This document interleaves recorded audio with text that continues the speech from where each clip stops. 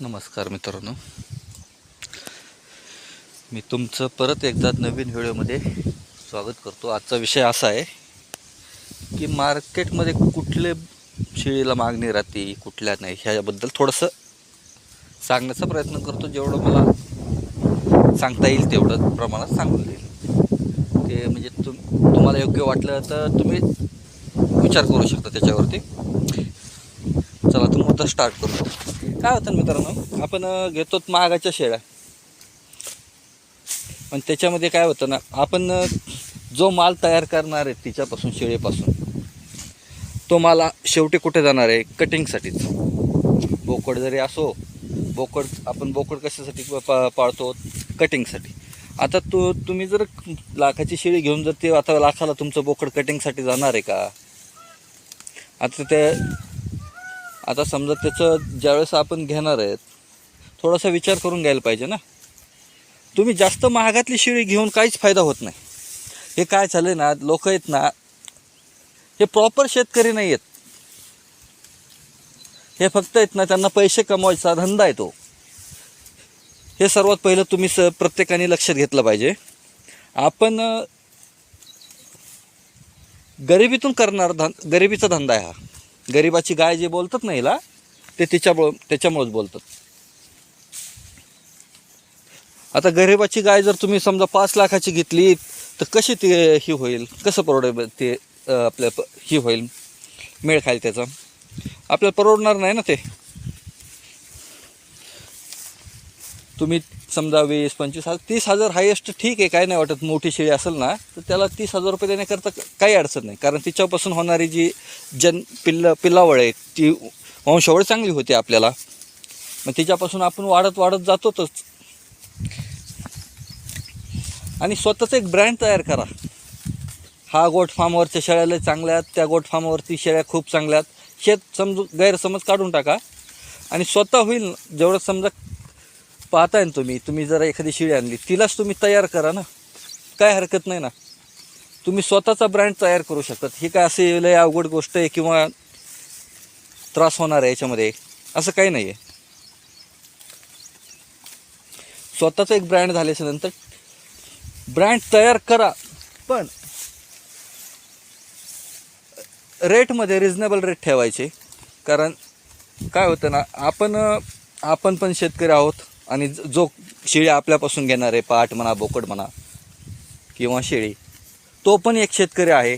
याचा विचार करून आपण केला पाहिजे. आपण आपला म्हणजे आपल्याला एका शेळी मागं 50,000 रुपयेच कमवायचे म्हणून चालत नाही. थोडं म्हणजे दुसऱ्याने पण केलं पाहिजे, त्याचाही थोडा फायदा झाला पाहिजे, हा विचार केला पाहिजे आपण. आता जो लाखाला 2 लाखाला विकतात, ते शेतकऱ्याचा फायदा होऊ नये म्हणून, शेतकऱ्याचा फायदा होईल असं नाही करत ते, तो त्यांचा स्वतःचा फायदा पाहतात. आपण विचार केला पाहिजे त्या गोष्टीवर. कसं आहे, आता काय होतं ना, आपल्याला वाटतं की आपण महागातली आणली, आपल्याकडे महागत जाईल. ते शक्य नाही हो. ते काय आहे ना, तो जो सध्या जो मार्केटमध्ये ट्रेंड येतो, प्रत्येक गोष्टीचा म्हणजे भाव उतरतच असतो काही काळांतराने.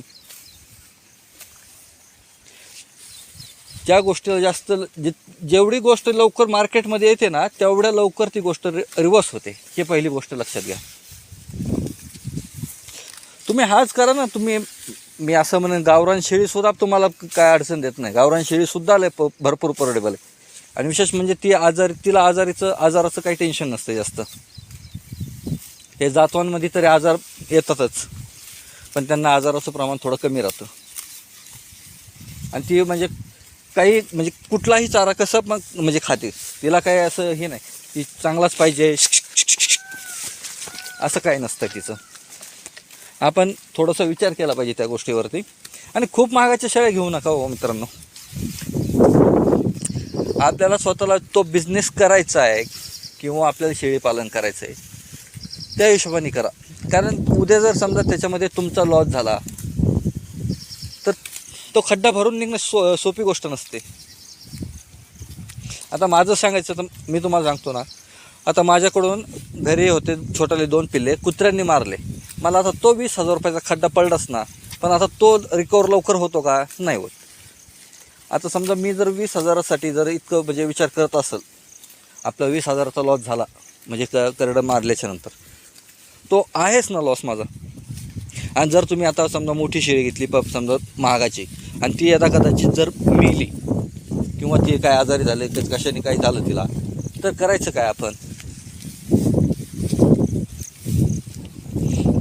आणि मार्केटमध्ये ना नाही भेटत ह्या शेळ्यांना मार्केट. आपण समजा विकायसाठी गेलोत ना, तर मार्केट नाही भेटत. तुम्ही विचार, हे फक्त मार्केट कुठं राहतं याचं? हे गोट फार्मवाल्याकडेच मार्केट आहे. असं जे सर्वसाम बाजार भाव म्हणजे बाजारात नाही मार्केटांना. विचार करा तुम्ही स्वतः, तुम्ही चेक करा. थोडंसं आपण त्या गोष्टीचा विचार केला पाहिजे की आपण एवढी महागाची शेळी घेऊन आपल्याला ते परवडेबल राहील किंवा न राहील. थोडंसं आपल्याला पण विचार करण्याची गरज आहे. सगळंच लोकांचं म्हणजे आता तो सांगतोय म्हणून किंवा हा सांगतोय म्हणून विचार म्हणजे ते केलं पाहिजे आपण. असं हा गैरसमज पहिला डोक्यातून काढून घ्यायला पाहिजे आपण. काय होतं ना, आता हे असं म्हणजे लोकांचं असं झालं आहे मार्केटमध्ये, आज एक मेंढीने उडी मारली की सगळ्यांनी त्याच्या मागच मारायची म्हणजे प्रथा चालू झाली. एकाने ते केलं का सर्वांनी तेच करायचं. असं करू नका, वेगवेगळं करा. यांना कसं यांचं तर खूप सोपं हो. यांना चारा वगैरे टाकणं काही नाही अडचण. आणि शेळी सगळ्यात म्हणजे मी तर म्हणतो प्रत्येक शेतकऱ्याने एक किमान 10-15 शेळी पाळली पाहिजे. खूप उत्पन्न निघतं. रानात कष्ट करण्यापेक्षा आहे ना, हे खूप साधं उत्पन्न आहे. आणि हे मार्केटला म्हणजे कितीही जरी असेल तरी मार्केटमध्ये कमीच पडणार गोष्ट आहे. कारण जगभरात 70% अन्न पुरवठा जो भागतो ना, तो यांच्यापासून भागतो. हा विचार केला पाहिजे आपण.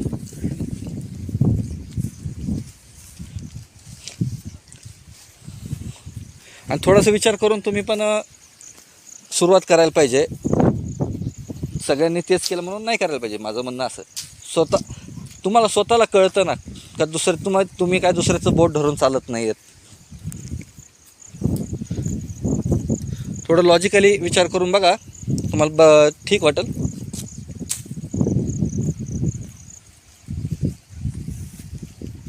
चला तर मित्रांनो, इथं थांबतो मी. आणि जरी काही चुकीचं वाटलं तर माफ करा. आणि आपल्या चॅनलला थोडंसं प्रेम दाखवायला काय हरकत नाही मला वाटतं. लाईक आणि कमेंट तरी किमान तेवढं तरी करत चला. मला पण कळत जाईल की म्हणजे आपण काय चेंज करू शकतो, काही नाही. चला तर मित्रांनो, थांबतो इथे.